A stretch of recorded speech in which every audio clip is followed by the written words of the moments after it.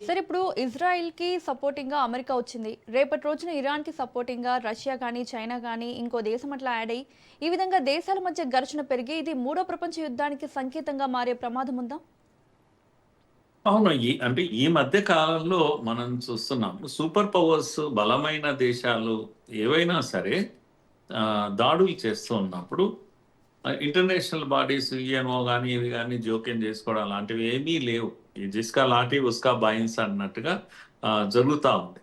అందుకే ఇప్పుడు ఉదాహరణకు మనమే ఉన్నాము. మనము పాకిస్తాన్ బార్డర్‌ను క్రాస్ చేసి సర్జికల్ స్ట్రైక్ అన్నాం కొట్టొచ్చాం. మొన్న కూడా సింధూర్ అప్పుడు కూడా మనం మన మిసైల్స్ పోయినాయి, కొట్టాయి.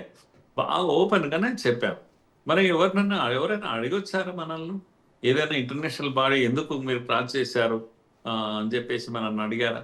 కనుక ఏ దేశమైనా కూడా ఈ మధ్య కాలంలో ఎవ్ ఎవడికి బలం ఉంటే వాడు నడిపిస్తున్నాడు. బలం లేనివాడు దిక్కుదోచని స్థితి ఏర్పడుతుంది. అలాంటిదే ఇప్పుడు ఇది గూడా. అమెరికా యుద్ధం చేస్తా ఉంది, దాడులు చేస్తా ఉంది.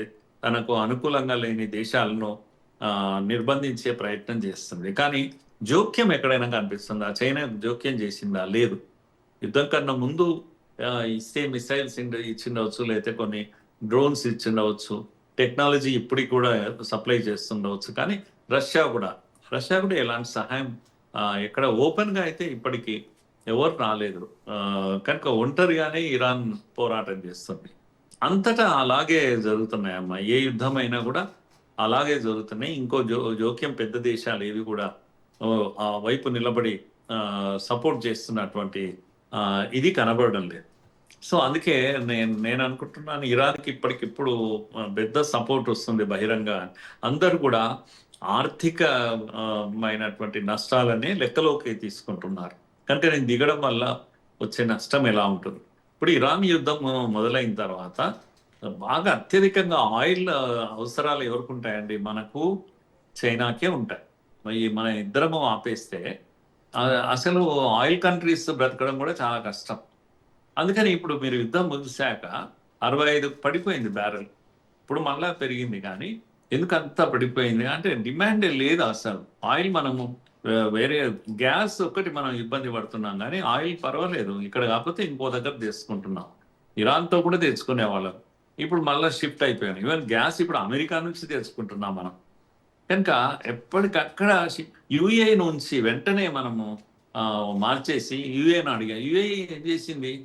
వెళ్ళి ఒపెక్ కంట్రీ నుంచి బయటికొచ్చింది. తను ఫ్రీ అయిపోయి ఆయిల్ అమ్ముకోవడానికొచ్చింది. ఇప్పుడు మనకు కావలసినంత ఆయిల్ యూఏఈ నుంచి లభిస్తా ఉంది. సో, అందుకని దేశాలు ఏం చేస్తున్నాయంటే తమ వ్యక్తిగత స్వార్థాన్నే చూసాయి. యూరోపియన్ యూనియన్ ఉంది. ఇప్పుడు అమెరికాతో కోపంగా ఉంది. మాకు అవసరం లేదు. నీ రక్షణ కూడా అవసరం లేదు ఇప్పుడు అనే పరిస్థితి వచ్చేసింది. గల్ఫ్ కంట్రీస్ ఉన్నాయి. అమెరికా రక్షణ ఇవ్వగలుగుతుందా? ఇవ్వలేకపోతున్నాయి. నాటో కంట్రీసే అమెరికాతో ఉండట్లేదు. కనుక ఎందుకు ఎవడి అవసరాలు వాళ్ళు చూసుకుంటున్నారు. ఆర్థిక అవసరాలు చూసుకుంటున్నారు. కనుక తమ అవసరాలు పక్కకు పెట్టి ఇంకో దేశంతో నిలబడి యుద్ధాలు చేసేటువంటి స్థితి ఎందుకో ప్రపంచంలో ఎక్కడ కూడా మనకు కనిపించడం లేదు. అందుకే ఇప్పటికిప్పుడు ఇరాన్ పక్కన నిలబడి అమెరికాతో యుద్ధాలు చేసే దేశాలు బయలుదేరుతాయి. వరల్డ్ వార్ వైపు వెళ్తుంది అనేది నాకెందుకో అలా అనిపించడం లేదు. అటువంటి అవకాశమే లేదు. మరి ఏముంటుంది అంటే ఇరాన్ దిగిరాక తప్పదు. తప్పక ఒప్పందాలు చేసుకోక తప్పదు. అమెరికా కూడా దిగిరాక తప్పదు. ఎందుకంటే తొందరలోనే ఆహ్, ఇజ్రాయెల్‌లో కూడా ఎన్నికలున్నాయి. నేను అనుకుంటాను అక్టోబర్, నవంబర్‌లో ఎన్నికలున్నాయి. అక్టోబర్‌లో ఇజ్రాయెల్‌లో ఉన్నాయి. నవంబర్‌లో అమెరికాలో ఉన్నాయి. కనుక నెతన్యాహు పీరియడ్ కూడా అయిపోయింది. ఎప్పుడో అయిపోయింది. కనుక బెన్నెట్ అనేవాడు, నఫ్తాలి బెన్నెట్ అనేవాడు ఎప్పుడు విజయడంకా మోగించాలని చూస్తున్నాడు.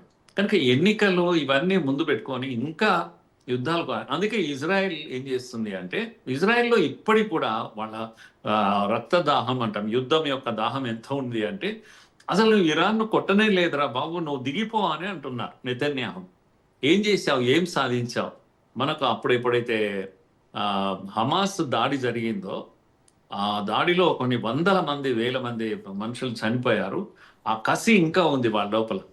వీళ్ళు హమాస్‌ను చంపేశారు. అందరిని చంపేశారు. హిజ్బుల్లాహ్‌ని చంపుతున్నాడు నెతన్యాహు. అయినా వాళ్ళు హ్యాపీగా లేరు నెతన్యాహు మీద. నీ చేత కాలేదు, నువ్వు వెళ్ళిపో. వాడు బెనెట్ అనేవాడు వస్తే వాడు మొత్తం అంతూ చూస్తాడు. బెనెట్ ఏమంటున్నాడు అనంటే, మేము ఇప్పుడు ఇరాన్ ఇప్పుడు ఖతం చేస్తాను నేను వస్తే, అంతేకాదు టర్కీని కూడా ఖతం చేస్తాను, ఎవరిని వదలని వాడు ఇంకా రెచ్చగొడుతున్నాడు ప్రజలు. కనుక ప్రజలు ఊగిపోతా ఉన్నారు, నెతన్యాహుని ఎప్పుడు దించేయాలని చూస్తున్నారు. ఇన్ని యుద్ధాలు చేస్తున్నా, ఇంత నాశనం చేస్తున్నా, ఇజ్రాయెల్లో పరిస్థితి ఏంటి అంటే నెతన్యాహు గెలిచే పరిస్థితి లేదు. కనుక బెనెట్ వస్తారు. సో ఇవి ఆయా దేశాల్లో ఉన్నటువంటి సమస్యలు. అమెరికాలో కూడా అంతే. బై ఎలక్షన్స్ ఉన్నాయి యుఎస్లో. కనుక ట్రంప్ పట్ల హ్యాపీగా లేరు. ఈ యుద్ధాన్ని ఎలా ముగించాలో కూడా అర్థం కాని పరిస్థితి ట్రంప్కి ఏర్పడ్డది.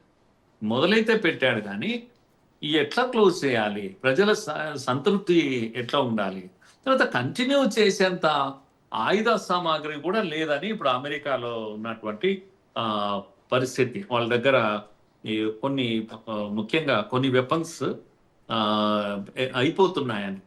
కనుక స్పేస్ తీసుకుంటే ముఖ్యంగా డ్రోన్స్ లేకపోతే ఐరన్ డోమ్స్ ఉంటాయి కాపాడడానికి, ఈ గల్ఫ్ కంట్రీస్కి ఇవ్వాలి. వీళ్ళ దగ్గరనే లేవు, అమెరికా దగ్గరనే లేవు.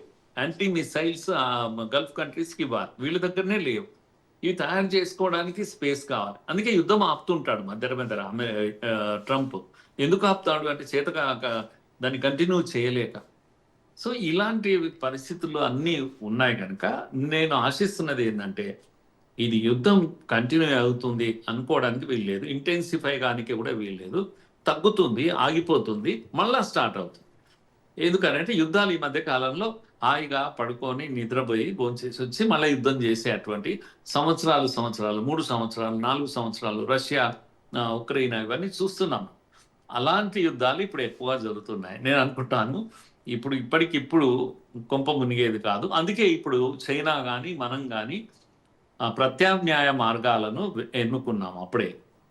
కనుక చమురు ఇవి కూడా మనము వివిధ దేశాల నుంచి ఏర్పాట్లు అయిపోయాయి. యుఏఈ మనకు పెద్ద ఎత్తున సప్లై చేస్తుంది. గ్యాస్ అయితే అమెరికానే ఇస్తా ఉంది మనకు.